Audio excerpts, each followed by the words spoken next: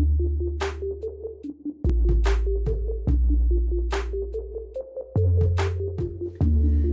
tout le monde, bienvenue dans ce nouvel épisode sur l'art du slow living. Marie-France Bélan, fondatrice de Noir sur Blanc, je suis bien heureuse d'être avec vous de nouveau aujourd'hui. Un sujet bien particulier dans le fond où on s'ancre vraiment dans les espaces.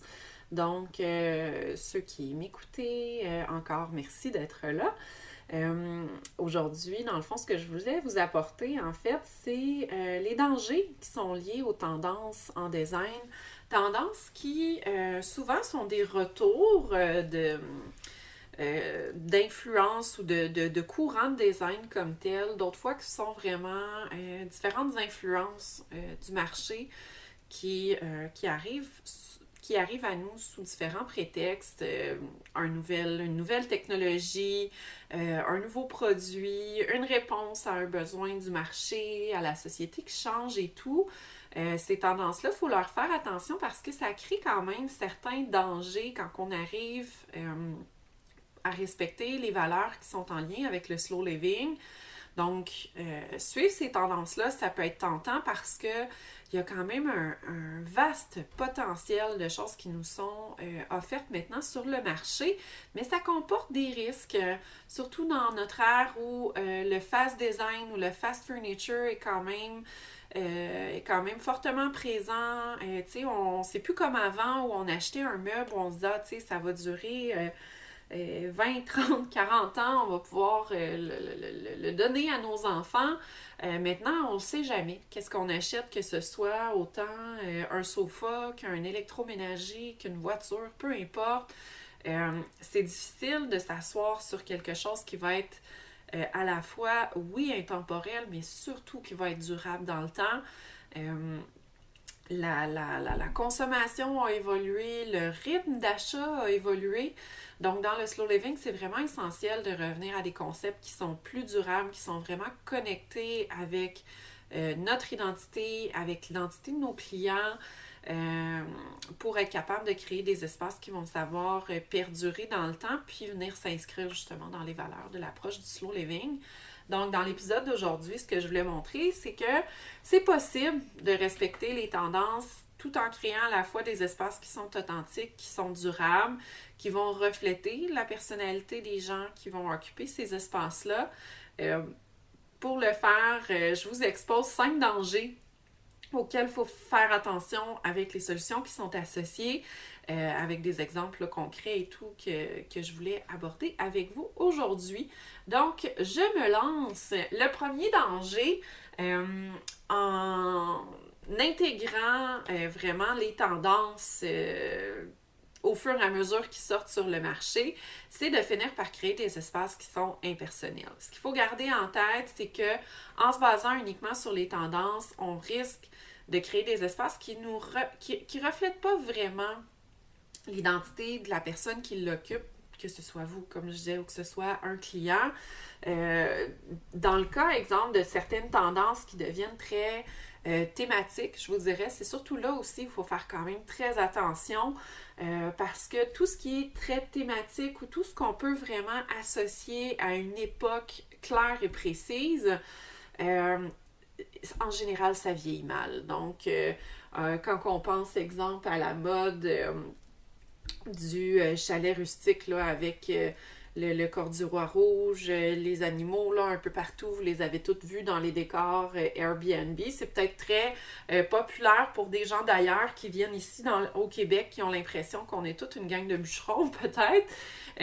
Mais en l'adoptant dans votre maison, c'est là le danger, c'est que est-ce que c'est vraiment une représentation de qui vous êtes ou c'est une adhésion à une mode et une mode qui, elle, a tendance à être éphémère dans le temps.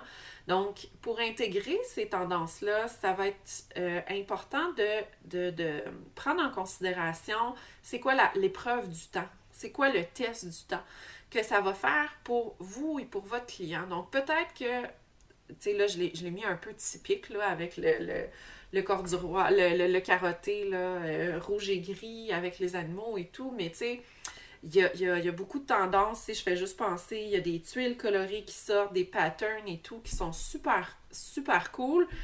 Mais est-ce que le but, c'est que ça fasse 10 ans, ça fasse 15 ans, ça fasse 20 ans?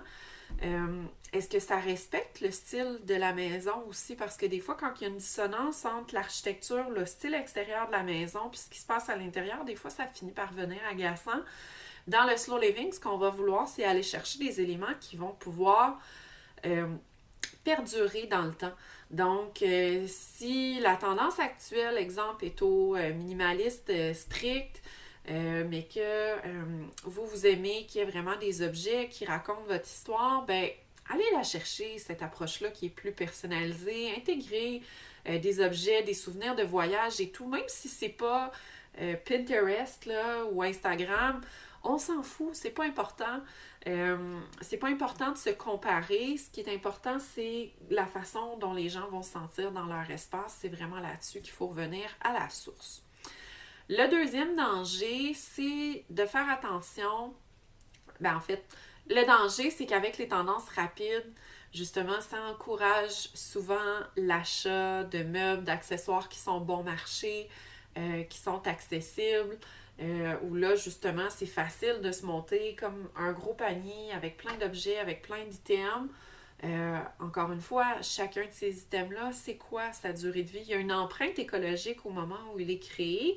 Est-ce que, dans le fond, vous allez jeter quelque chose qui est chez vous présentement pour faire rentrer cet item-là? Fait que là, vous avez comme une empreinte écologique qui est doublée. Quand, dans le fond, peut-être que en revoyant l'ambiance, en laissant place un peu à l'imperfection, j'en ai déjà parlé dans un autre podcast, mais de bien s'acclimater, de bien gérer avec l'imperfection. Je reviens avec l'exemple d'Instagram, mais tu sais, le but, c'est pas que votre salon se retrouve dans un magazine de décoration. Le but, c'est d'être dans un espace qui colle à vous ou qui colle à votre client. Et puis les tendances vont venir s'ajuster, mais c'est de les utiliser à petite dose. Fait que de mixer ce que vous avez déjà avec certains items qui vous parlent, mais faites attention aux achats impulsifs. C'est vraiment là-dessus que c'est dangereux. Posez-vous tout le temps la question, bon ben ok, tu sais, dans 10 ans, je veux-tu l'avoir encore, ça? Je vais-tu me tanner? Est-ce que c'est une couleur qui me parle vraiment ou c'est juste présentement parce que là, j'ai besoin que tout soit plus apaisé parce que je suis tellement stimulée partout.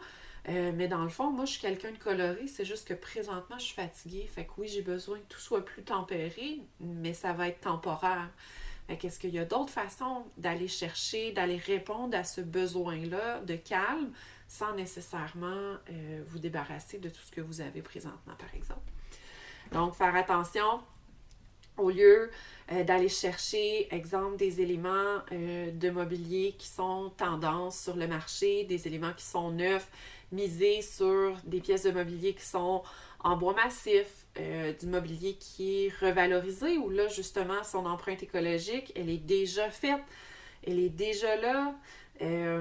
Donc, de revaloriser votre mobilier que vous avez, qui est déjà sur place, au lieu de toujours tout repartir en neuf.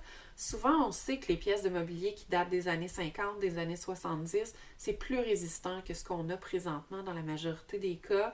Ça vaut la peine d'explorer. Il y a tellement des belles entreprises qui font de la revalorisation de mobilier. Ça incite aussi à une démarche qui est différente parce que c'est sûr que dans un projet de design, par exemple, de faire des recherches sur Marketplace, ben, ça va comme transformer le rythme d'un projet par rapport à juste trouver quelque chose qui est en stock, qui est en boutique, puis qu'on intègre dans l'espace. Mais encore une fois, la personnalisation, l'unicité de l'espace va être comme relevée, là, puissance 10, c'est sûr et certain. L'autre danger, c'est de faire attention, je parle tout le temps en faisant attention. Hein? Moi, les dangers, il faut faire attention.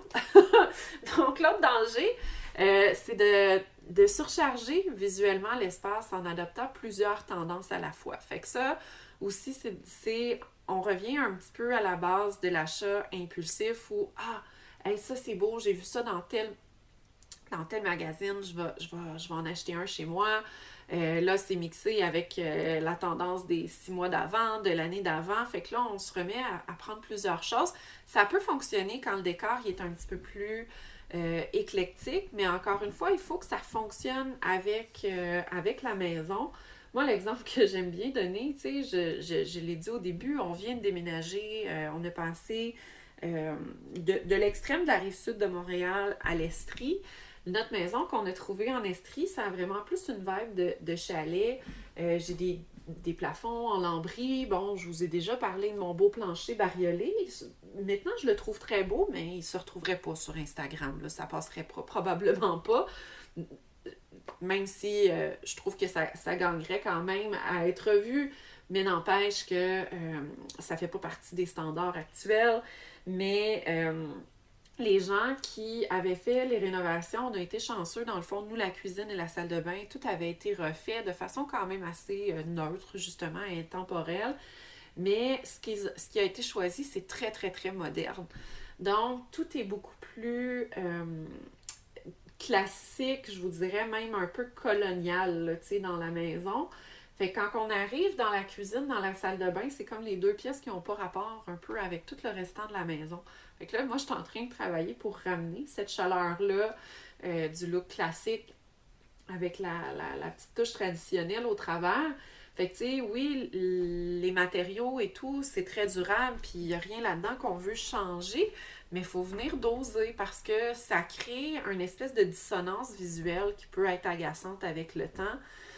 Fait que de porter attention, tu sais, quand je dis de respecter l'architecture de la maison, c'est que c'est facile de tout défaire, de dire, ah ben, tu sais, une cuisine blanche, c'est à la mode, de la tuile grise, c'est intemporel. Oui, mais dans l'exemple que je vous donne, il y a quand même un écart entre le look de l'espace qui a été rénové par rapport au reste de la maison. Puis la maison se prêterait pas bien à être modernisée à la grandeur. C'est ça qui est le fun de garder ce cachet-là qui était là. Donc, utilisez ces tendances-là, mais allez-y, osez, mais dosez. Fait que, tu sais, allez chercher les éléments qui vous interpellent pour votre client ou pour vous-même, puis laissez faire le reste. Tu sais, si les tendances actuelles, on le sait, les motifs géométriques et tout, le blanc, les couleurs, tu sais, les couleurs un peu plus terreuses, naturelles, organiques sont de mise, oui, mais ça ne veut pas dire que ça fonctionne pour tout le monde. C'est pas parce que on le voit dans les magazines que ça veut dire que c'est ça que ça nous prend chez nous pour être bien. Fait que c'est de revenir vraiment, encore une fois, à la source de c'est quoi la personnalité, c'est qui va l'utiliser, cet espace-là. Faites abstraction de ce que vous voyez, puis faites-vous confiance. Là. Mais osez, mais dosez. Le quatrième, en fait, c'est de compromettre la durabilité au profit en sacrifiant la qualité pour la mode. Là. Fait que, tu sais, ce que je veux dire par là, c'est qu'il y a beaucoup de choses présentement qui nous sont données, surtout quand on tombe dans les objets et tout. C'est que en allant choisir des choses qui sont bon marché, qui sont grande surface, on se met dans une espèce de roue où c'est pas nécessairement la qualité qui est là. On le voit, vous allez faire un tour justement en grande surface pour un projet de design, ben, tu sais, maintenant, les vases, les choses qu'on voit, ben, tu sais, des fois, la peinture est déjà abîmée avant même qu'on le sorte du magasin. Tu sais, c'est sûr qu'un vase n'a pas une fonction d'utilité autre que décorative. Fait que, tu sais, on va dire, ah, ben, tu sais, il est vraiment cute, mais je vais le mettre à l'envers. Je vais mettre la partie qui est abîmée face au mur, fait que comme ça, on le verra pas. Mais encore une fois, ça vous donne un signe que la qualité n'est pas nécessairement là. Quand on revient un petit peu plus à des méthodes artisanales, des méthodes qui sont faites un peu plus locales aussi, le souci du détail est plus là. Fait que, tu sais, ça va être moins agaçant aussi de se débarrasser d'un objet qui a été fait en Chine, qui est une importation bon marché. Hein, bon, à un moment donné, on se tanne, on le sait qu'il était un petit peu chippé à quelque part. On le prend, on le met à la poubelle, puis on le remplace par d'autres choses. Mais encore une fois, il y a une empreinte écologique qui est là. Ça devient facile de faire des changements. C'est la même chose au niveau de l'art, de se commettre sur un investissement, de se commettre sur un objet qui a une symbolique, qui vient nous chercher au niveau de nos émotions et non pas juste dans le côté esthétique et superficiel de la chose, ben ça fait en sorte que le fait de le jeter devient moins une option. Déjà, on va être plus, ben, j'ai investi pour, tu sais, ou mon client a investi dans cet objet-là avant. Il faut que je trouve une façon de le réintégrer dans l'espace que je fais avec lui. Fait que ça pousse aussi la créativité parce que c'est comme dans n'importe quoi, c'est beaucoup plus facile de partir d'une page blanche et puis de tout aller chercher en grande surface que de fonctionner avec de l'existant. Tu sais, on va avoir un élément de mobilier qui est là, ben c'est plus facile de dire, ah ben tu sais, ça fonctionne plus parce qu'il est plus dans la forme et tout, il est plus dans les tendances actuelles. Fait qu'on va aller en chercher un nouveau, mais s'il est encore durable, si la qualité est là, il y a des options justement de revalorisation qu'on peut aller chercher qui vont permettre de lui donner une seconde vie, puis de rendre cet espace-là encore plus distinctif, puis complètement authentique. Là. Ce qu'il faut regarder aussi, c'est dans le choix des matières qui sont prises pour faire cet objet-là ou cet élément de mobilier-là ou cette toile-là, par exemple. Il faut faire attention, tout ce qui est plastique, tout ce qui est MDF, ça s'use très rapidement. Il faut privilégier la pierre naturelle, le bois, des éléments vraiment de premier niveau qui viennent de la nature, où il y a le moins de transformation humaine possible. C'est toujours mieux au niveau de l'empreinte écologique, c'est certain.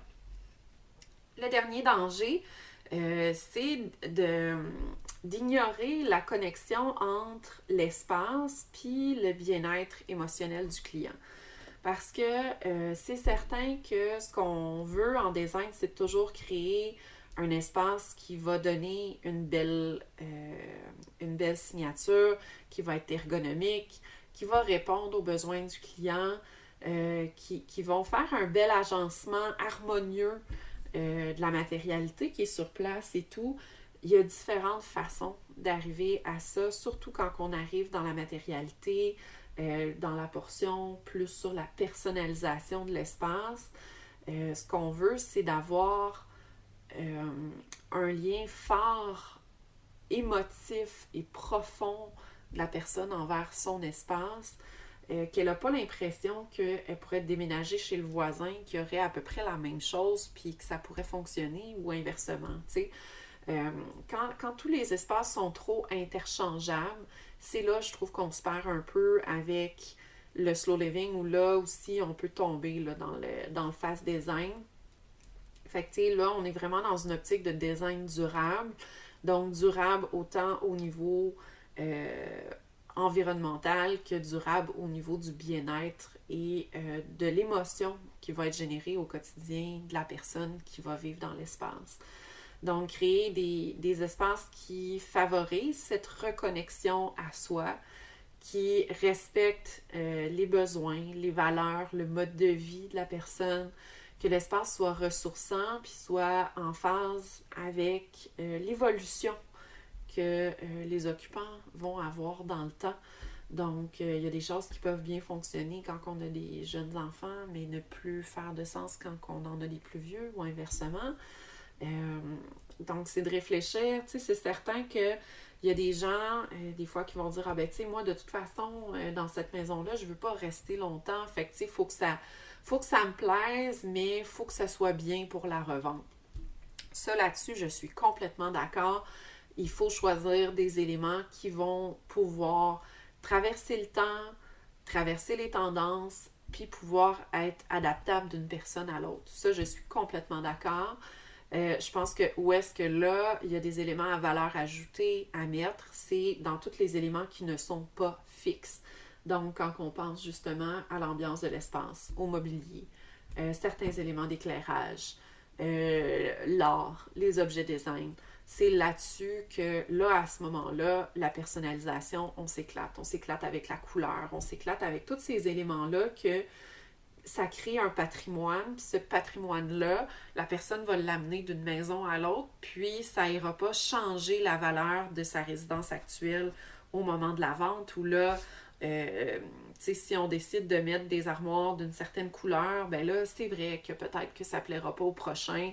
Puis ça peut être un élément qui vient freiner la vente de la maison ou que, tu sais, on le voyait beaucoup là, dans les split level où, exemple, la salle à manger était très petite, le salon était très petit. Ce qu'on a vu beaucoup, c'est que les gens faisaient une plus grande cuisine, prenaient le salon pour la salle à manger, puis le salon s'en allait dans le demi-sous-sol. Sauf que ça répond pas à tous les besoins.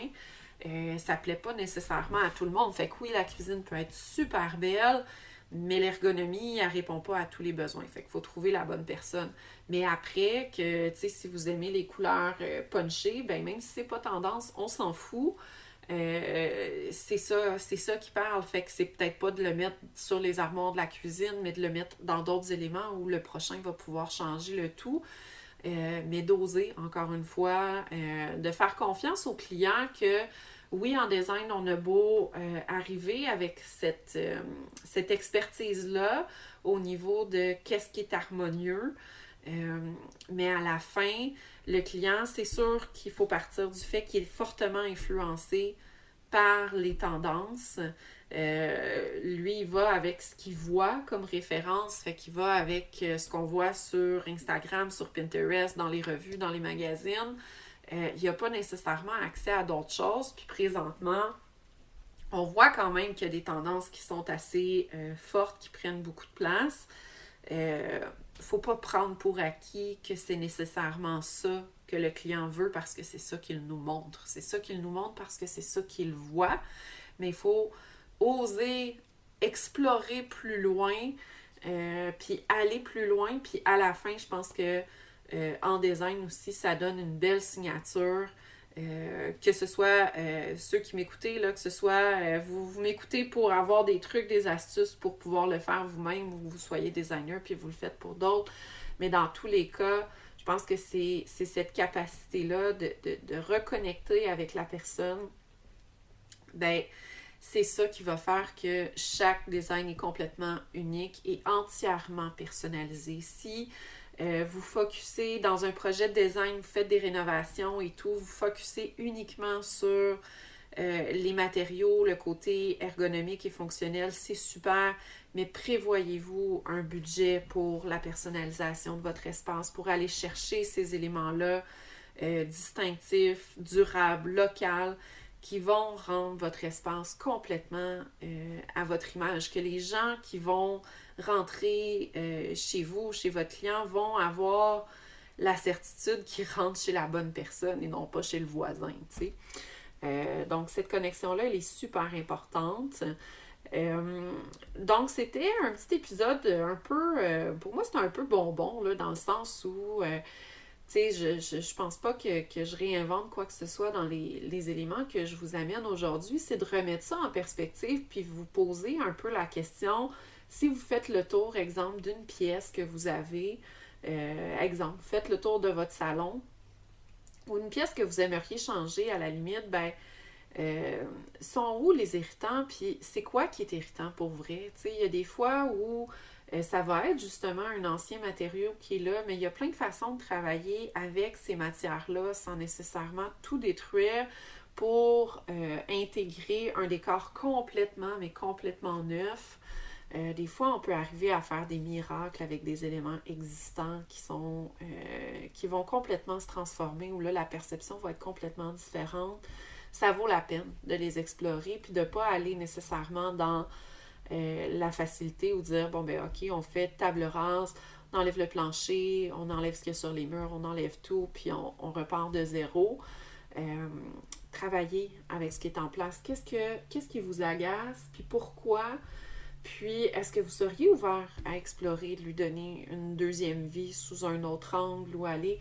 Ça peut, à la limite, même lui racheter quelques années, puis reporter des fois des dépenses plus loin dans le temps, puis vous permettre d'investir justement dans une œuvre d'art originale, parce que si vous n'avez pas besoin de défaire votre plancher, ben vous en avez un beau petit budget là, qui vient même, vous allez en avoir de trop. Là. Vous allez pouvoir avoir des œuvres d'art, des objets d'artisanat, des nouveaux rideaux, bref, plein d'éléments qui vont pouvoir venir personnaliser votre espace. Tout ça avec le choix de conserver votre plancher, par exemple, tu sais. Fait que dans le slow living aussi, c'est vraiment ça, c'est de réfléchir, de revenir aux sources de chaque élément, de chaque irritant. Pourquoi c'est irritant? Qu'est-ce qui dérange? Est-ce que c'est la stimulation visuelle? Est-ce que c'est au contraire, c'est que c'est comme trop fan puis il n'y a rien qui ressort? Fait que tu sais, plutôt que justement d'aller mettre des matériaux fixes dans la maison, tu sais, je donne l'exemple, si justement c'est trop, vous avez un espace qui est comme, on va dire, ennuyeux, euh, ben, oui, vous pouvez aller remettre des lattes de bois ou du lambris scandinave ou des choses comme ça, mais ça, c'est des éléments fixes que vous laissez dans la maison. Ça ne crée pas nécessairement de patrimoine à valeur ajoutée de votre, pour vous et votre famille, par exemple. Fait que, tu sais, là, c'est là, au lieu d'aller vers des matériaux fixes, où là, justement, l'art local peut être une belle avenue, où ça, ben, tu sais, vous êtes capable de passer au suivant ou de léguer cette toile-là ou cette œuvre-là à vos enfants, vos petits-enfants plus tard, quand vous allez vouloir envie de changer et tout. Puis ça peut complètement changer la vibe de votre espace, puis surtout, ça va être beaucoup plus émotif, puis beaucoup plus profond comme connexion que sur de la matière pure et dure. Alors voilà, fait que c'était les grands éléments que j'avais envie de vous partager aujourd'hui. Je vous encourage à aborder les tendances de manière réfléchie, puis à faire attention sur ce que vous voyez présentement. Euh, Aller chercher au-delà, aller chercher justement des gens qui font des choses qui sortent du lot pour porter votre réflexion, pour voir des choses différentes, pour vous amener à réfléchir vraiment sur qu'est-ce qui vous plaît, qu'est-ce que vous avez envie de retrouver dans votre espace. Si vous êtes designer, qu'est-ce que vous avez envie de laisser comme signature dans les maisons sur lesquelles vous intervenez. C'est quoi votre style en design, puis c'est quoi la petite touche de plus à valeur ajoutée qui vous distingue de tous les autres designers sur le marché. Donc ça, je pense que ça peut être vraiment une belle réflexion pour intégrer le slow living dans les espaces sans tomber, en restant ouvert aux tendances, mais sans tomber un petit peu trop dans le piège. Alors voilà, j'espère que vous avez aimé ça. N'hésitez pas à me laisser des feedbacks, des commentaires, des thumbs up. Si vous écoutez le tout sur YouTube, je suis toujours ravie d'avoir votre feedback pour savoir aussi quel type de sujet vous intéresse, vous capte davantage. Et puis, moi, j'ai une belle liste de sujets qui s'en vient aussi. Donc, ça va me faire plaisir de jaser tout ça avec vous dans d'autres épisodes. Alors, là-dessus, je vous laisse. À bientôt!